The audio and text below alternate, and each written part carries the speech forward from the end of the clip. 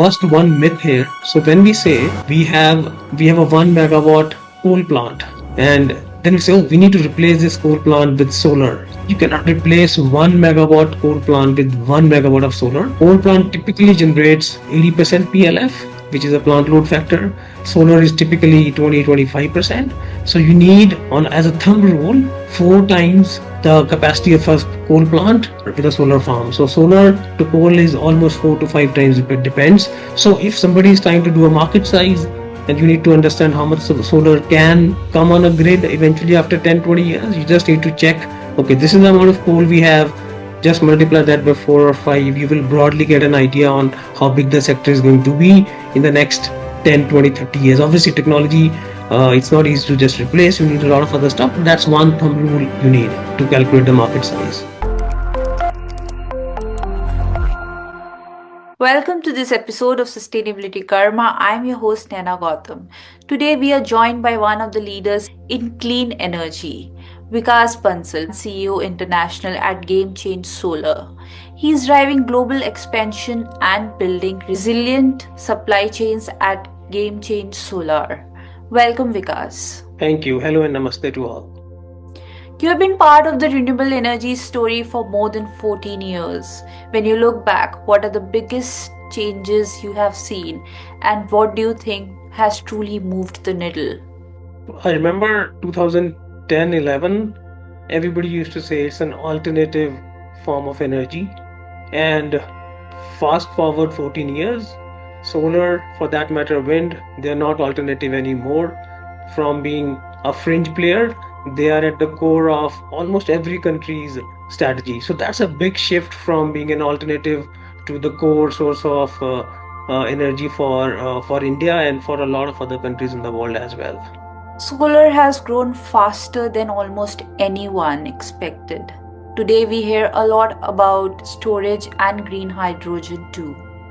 How do you see these pieces coming together to shape the next phase of the clean energy transition?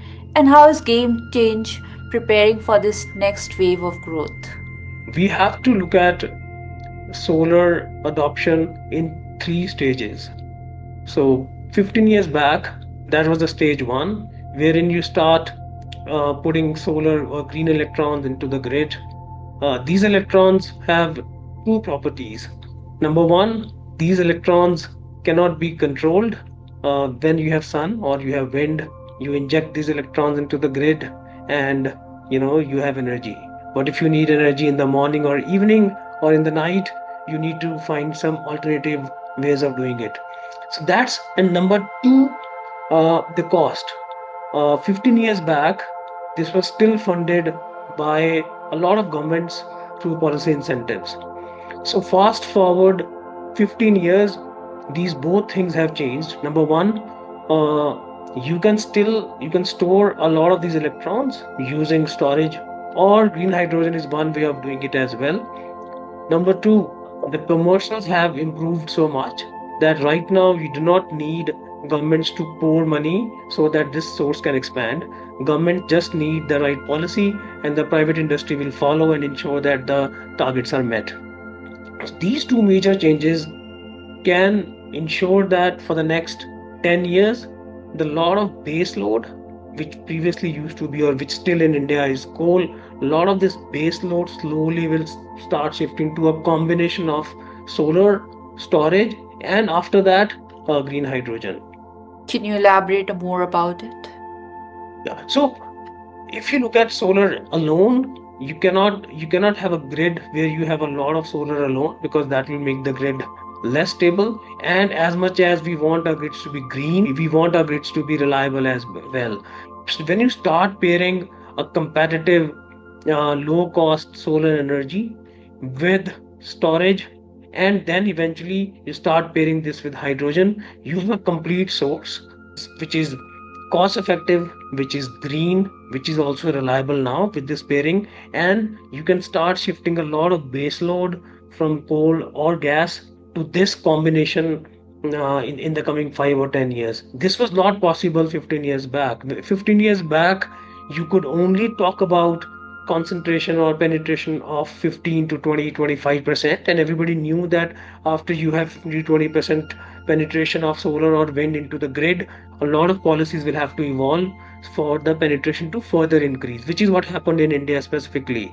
If you look at the latest last 3 years of policies are slowly driven towards combination of solar plus storage, or they call it RTC, round the clock power, or FDRE, which is fixed dispatchable renewable energy. So the policies have slowly evolved over the time to ensure that the penetration of solar in combination with the storage and hydrogen becomes more for the Indian grid, which is happening right now, and this trend is going to continue for the next 5 years. About the duck curve, you must be hearing about it a lot. Yeah. And So duck curve is famously California grid. They showed a curve which became very famous. The In the afternoon time, you have so much of solar, so that because of that, the entire load curve of the state or a country looks like a duck. Yes, India, as a country, we were smart enough to recognize that this will happen to India as well. And as I said, 5 years back, the policies slowly start evolving. Government said we like solar, but we also like solar in morning and evening. What can you do? So one of the technical solution was people start pairing it with batteries so that you can generate in the afternoon, but at the same time also release some of this energy in the evening. And the next phase would be to pair it with green hydrogen. The only way to produce green hydrogen is to inject electrons which are green, and only green electrons are wind or solar. So you have a solar plant, you need a bit of storage also to stabilize, and then the entire electricity goes into an electrolyzer, and then you end up producing green hydrogen. And green hydrogen may not be used for the grid itself, but green hydrogen will be able to use in other industries which we need to decarbonize, which is not possible with solar alone. So yes, duck curve remains a phenomena. I can't say that we have not seen this phenomena, but with smart policies and forward-looking initiatives, I think we will be able to get past the duck curve phenomena, at least for the Indian grids. and now they're also talking about something called the canyon curve. One can keep on looking at a shape and we can keep on giving names to it. The moot point is, the sun only shines for so many hours, right? And you can only generate for so many hours. How do you generate during those hours effectively and then disperse this entire energy throughout the day? That's the core problem which everybody is trying to solve. Not easy, because look at the transmission. Transmission is going to become a bottleneck. If you're only generating in those particular hours, what do you do with transmission, right? It's a very expensive resource for any country to be only giving it for 4 hours of usage. So as we move along, the entire effort will be how do you flatten the curve, and that's where our technology comes in. If you look at the sunflower, right? Sunflower in the morning looks at the sun and then follows the sun till evening, right? That's what our tracker does. We look at the sun in the morning so that you are able to generate more electricity in the morning, which means you will have less amount of storage you need. And storage, is expensive. Although storage cost has come down a lot, but storage is still expensive. So, and in the evening, you are still facing the sun, so you generate more energy. So if you look at our technology, imagine a curve which is very, very steep, and you just flatten it out. Somebody just pushes it down, and you have a relatively flatter curve. You have shoulders in the morning and evening, and then you need less amount of storage as compared to a normal solar plant without the trackers. So all these technologies, solar trackers, panels, storage, and eventually green hydrogen, this is a part of the same puzzle. And what are we trying to solve? We're just trying to disperse this energy throughout the day using all these combinations possible. From your vantage point across multiple markets, what differentiate countries that are doing the energy transition well versus those that are still finding the way? I have had the honor of working in almost 25 markets in the last 15 years. From Southeast Asia, Australia, Middle East, Europe, US, and I can clearly see a pattern of the countries which have done well. I'll give you a few data points. Number one, consistency. There are a lot of countries which had great policies in 2015-16, but they could not sustain the momentum. They came out with a policy, everybody jumped in, they got few gigawatts of solar, and then nothing happened, which is not the case with India. 2010 or 11, when we had the first solar mission announced, till date, the policy has been consistent. Obviously, we are evolving, but the policy has been consistent, which is not the case with a lot of countries. That's number one. Number two, a lot of countries are not able to plan the grid properly. So they come out with a lot of capacity, people install solar, then they start seeing curtailment, and then investors run away. However, in India, we planned for a mission. Number two, the capacity on transmission was also planned in parallel. Right? We have all the green zones which got developed. On a broader scale, we have done it in a much better planned fashion as compared to a lot of countries. So, consistency, long term policies, and grid planning. I think these are the key ingredients which a lot of countries, a lot of other countries also got it right. But India, we should be proud of this. India is one of the countries which got it right, and that's why you see nowadays how much 40, 45 gigawatts of solar coming on grid every year, which is commendable. India is undergoing a rapid renewable expansion. How do you view India's role in the global solar landscape today? Can you also add about Game Change Solar vision for the region? Two things. India as an in-house market, as I said, we are doing great. The policies are consistent, forward-looking, and we are able to attract the best capital in the world to further the mission of making our grids more green, which is great. But there is a big opportunity which is more than an in-house opportunity, which is how do you export the expertise in the technology, including manufacturing, outside of India? And this is already happening. If you look at Game Change, we are based out of the US. After US, our second largest concentration of people and our technology is currently we have almost 55-60% market share in solar trackers in India, and this is growing consistently. At the same time, India is also a hub for us when it comes to engineering and also manufacturing. A lot of products are getting manufactured in India and they're getting exported outside of India. So as we progress along, it's not only the engineering talent which we have, which is a proven thing, but at the same time, everybody is looking for some diversification. Right now, supply chains are very concentrated in one region, and everybody has seen, especially after COVID, that you cannot have a situation wherein all of your supply chain is concentrated in one region, and India could be a very good alternative for a lot of countries in the world. And this is happening not at the pace at which it should have happened over the last 3 years, but I can already see that this shift is happening not only in the US but globally. A lot of countries want alternative sources of technology, and India, if you look at PV modules, now India has got 100 gigawatt of capacity on the PV module side, and the cell capacity is also ramping up. And slowly, some of these players, as they expand, as they spend more on R&D, some of these companies will start exporting their technology, not only for in-house use, but they will also start exporting these products outside of the country. So this is a transition taking more time than it should have, but I can see that the transition is happening.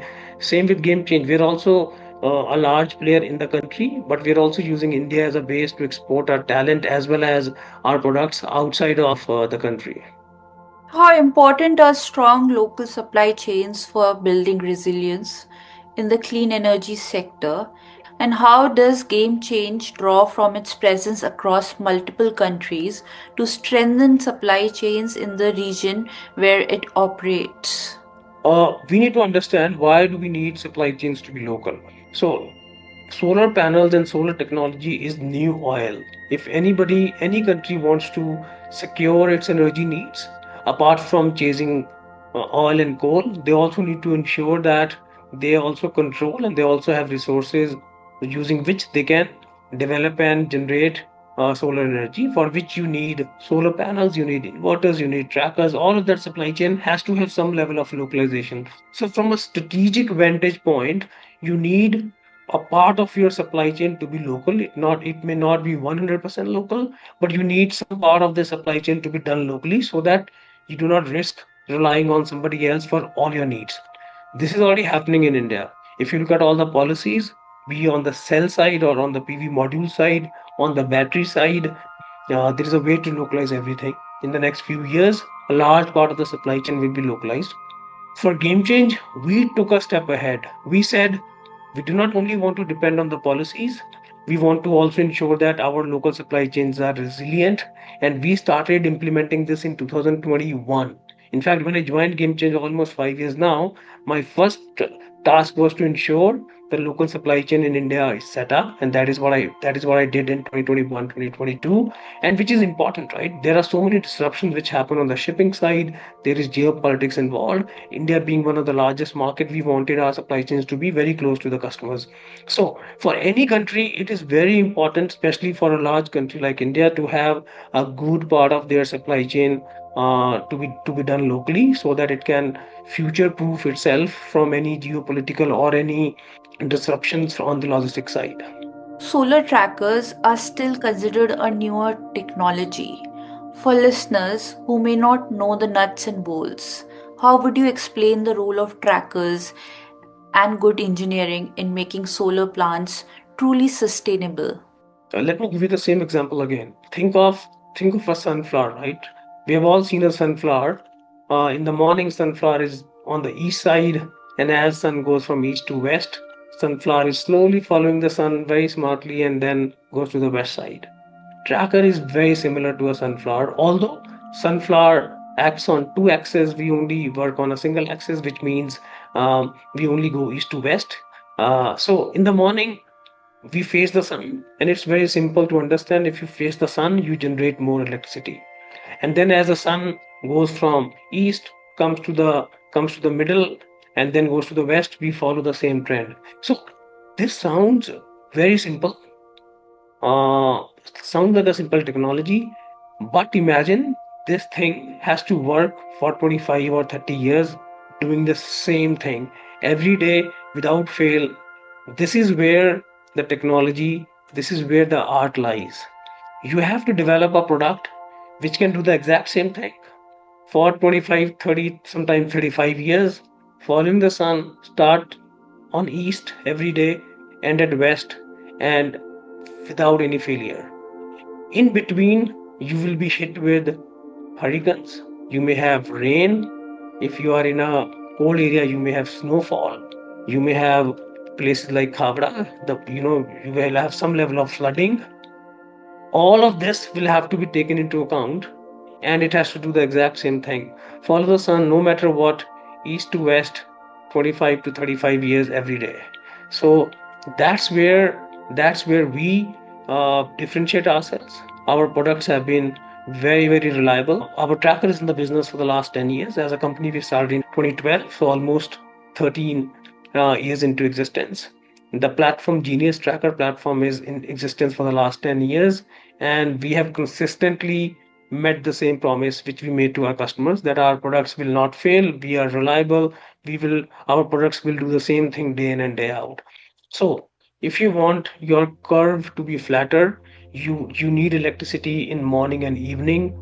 Solar tracking technology is the only technology which can do it for you. Obviously you can pair it with batteries, but you always need solar trackers to ensure you produce more electricity in morning and in evening.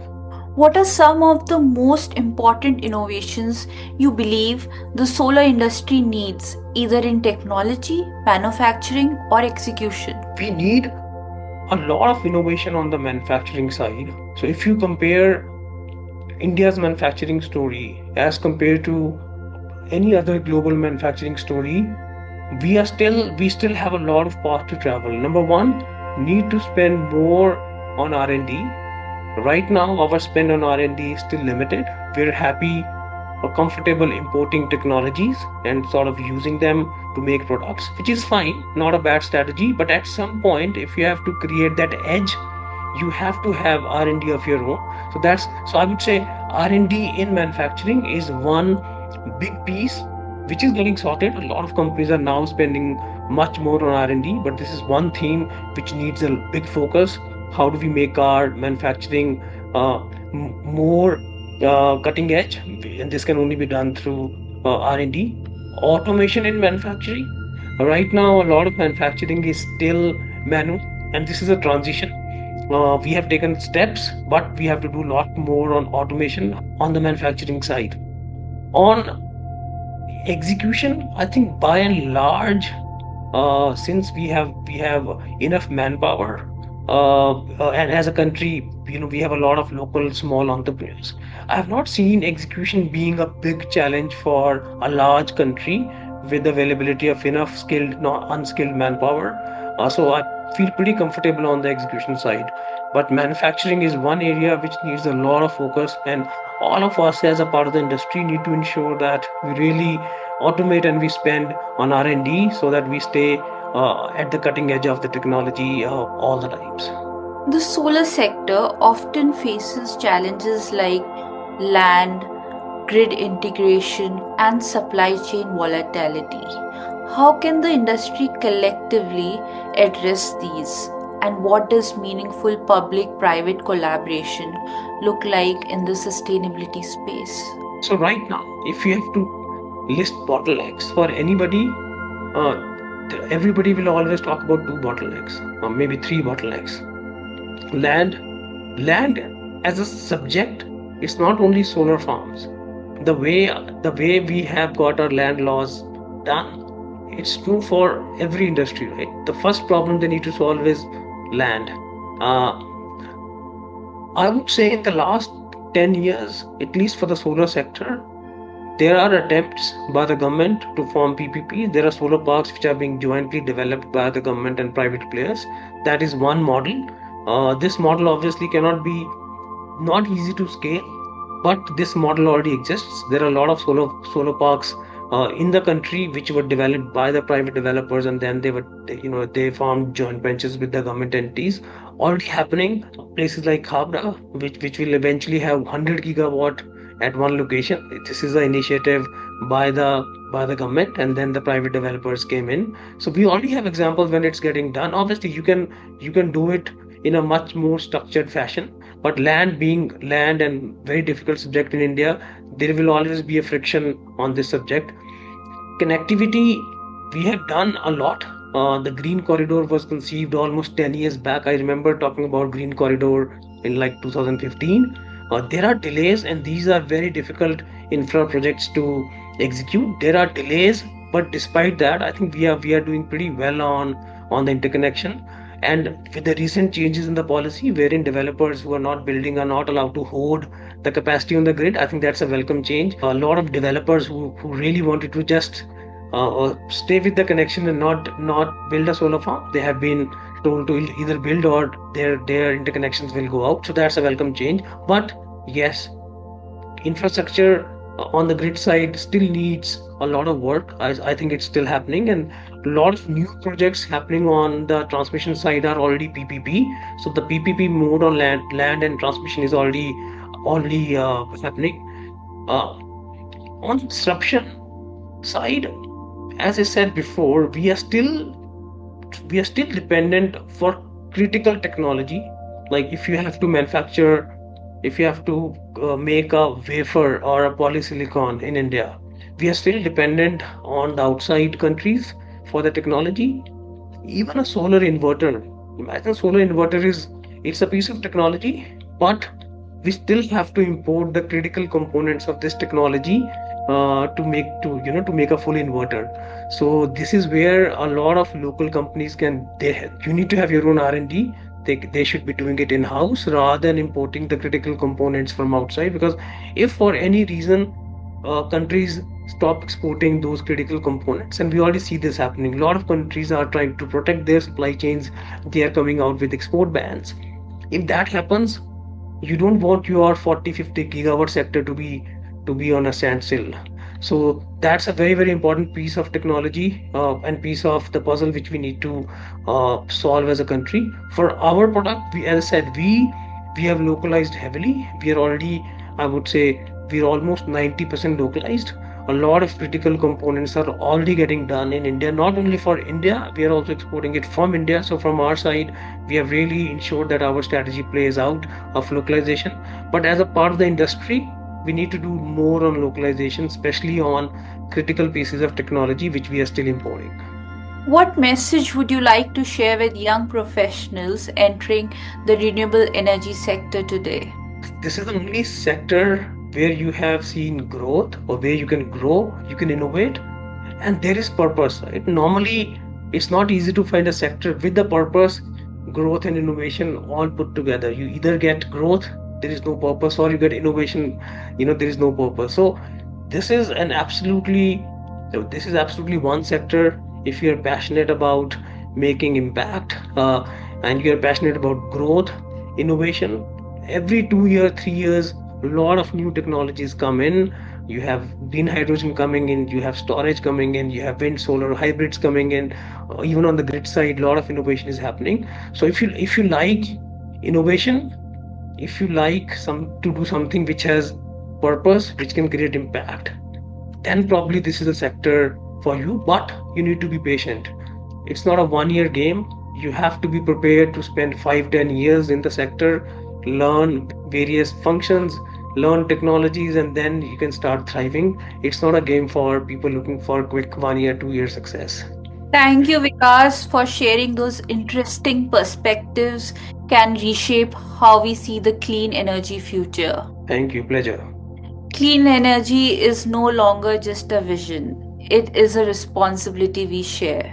The future is being built right now in every panel, every policy, and every choice we make. This is Naina Gautam signing off for Sustainability Karma. We hope you like this program. We look forward to your feedback on our WhatsApp number 9818120554. For participation in this program, write to us at sustainability.karma@gmail.com. Looking forward to meet you again at the same time next week with a new episode and a new guest. Till then, goodbye from all of us. Sustainability Karma.